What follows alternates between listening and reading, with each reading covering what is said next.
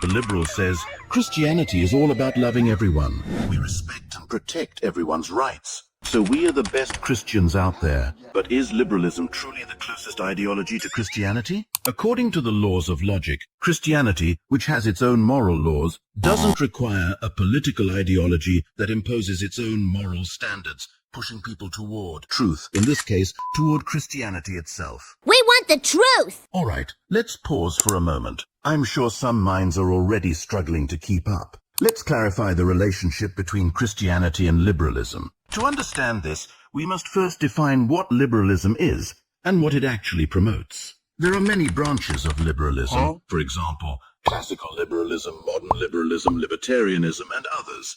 But for our purposes, we are less interested in these distinctions. Instead, we'll focus on the core dogmas that this political ideology establishes. The cornerstone of liberalism is the individual and their rights. However, in practice, it often seems that liberals care only about the rights of those who share their worldview. But leave that aside for now. Let's examine what focusing on the individual actually entails. Liberals believe that the most valuable entity on earth is the individual, while culture, ethnicity, and even religion are secondary or negligible. This perspective leads to the rejection of any behavioral norms or values rooted in Christian society, as these are seen as constraints. Therefore, you must free yourself from these conditions.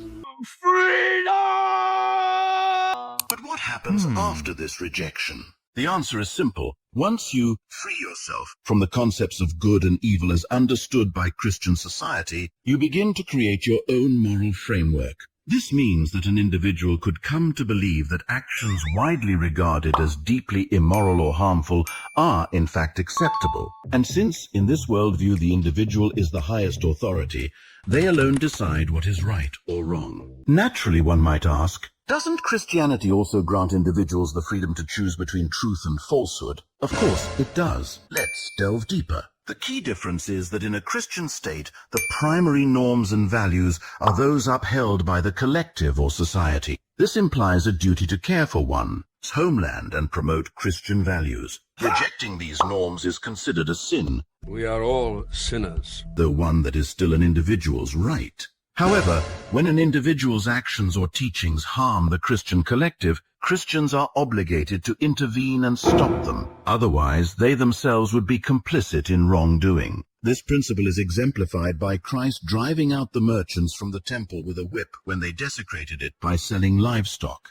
Now, let's address a critical question. Is liberalism's focus on the individual inherently contradictory to Christianity? To answer this, we must first understand why states were created and what their purpose is. The formation of states stems from the fact that individuals alone couldn't ensure their safety or comfort. This led to the creation of communal groups, such as tribes, which provided security and enabled population growth, albeit at the cost of individual freedoms. Members had to abide by communal rules. Over time, these tribes evolved into larger and more complex societies that shared cultural norms developed through centuries of interaction. How does this relate to Christianity and liberalism? The answer is simple. According to evolutionary theory, the state is a collective construct that inevitably limits individual freedom. In a state, individuals can no longer act solely on personal whims. They must consider the collective, which is governed by laws derived from shared experiences. Thus, placing the individual above the collective undermines the state,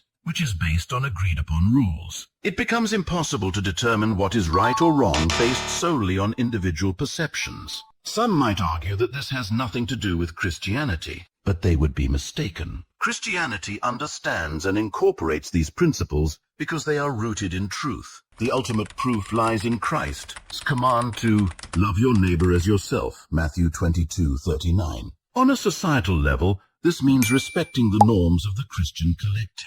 Individuals who attempt to disrupt this must be stopped to protect others from falling into error. As for the progressive view that every opinion is valid and that Christianity teaches us to love everyone, this is a misinterpretation, a fairy tale that has no basis in reality. Christianity focuses on the collective because it understands that without society and statehood, neither Christianity nor its values can survive.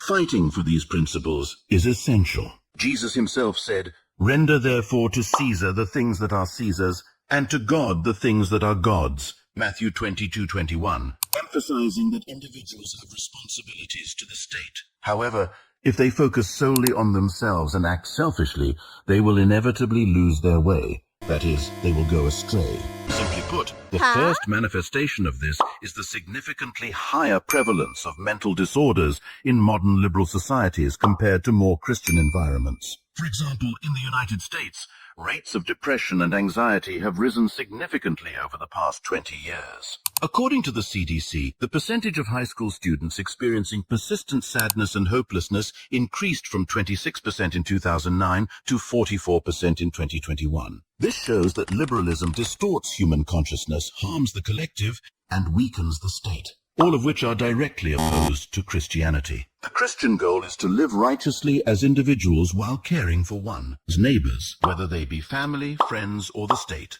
Christianity doesn't prioritize individual desires, but instead offers a path to truth, warning of the consequences of straying from it. Christianity has developed its own norms and values over centuries. However, liberals claim that these are merely stereotypes that we must free ourselves from.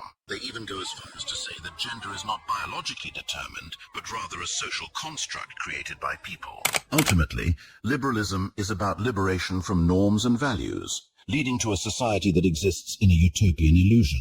Such a state is inevitably destined for collapse because it is disconnected from reality.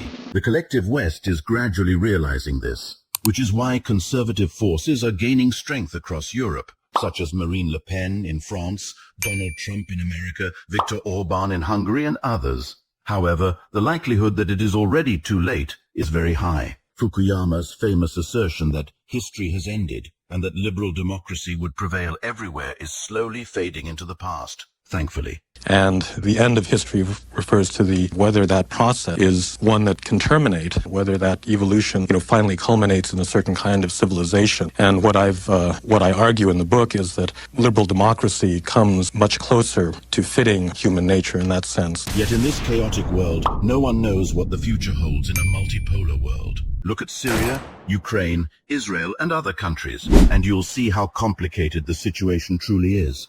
In conclusion, our goal in this video was to clearly illustrate the contradictions between liberalism and Christianity. We intentionally avoided highlighting liberalism's utopian ideals and focused solely on the conflict between these two doctrines. Just as communism once served as a pseudo-religion for some, liberalism today fulfills the same role for fools, and it will meet the same fate as communism, especially in the modern world. We're planning to create even more interesting videos on various topics, and we need your support to make it happen. So, if you enjoyed the video, make sure to subscribe.